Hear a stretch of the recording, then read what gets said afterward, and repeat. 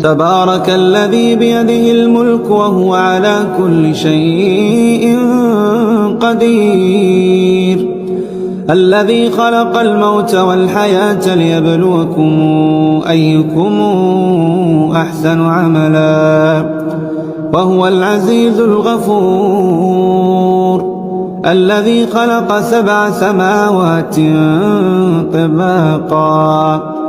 ما ترى في خلق الرحمن من تفاوت فارجع البصر هل ترى من فطور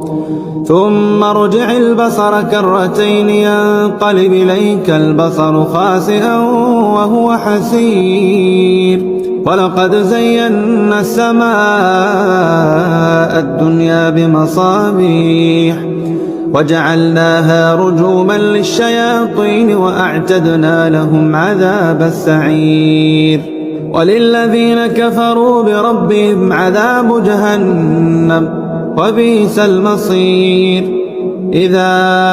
ألقوا فيها سمعوا لها شهيقا وهي تفور تكاد تميز من الغيظ كلما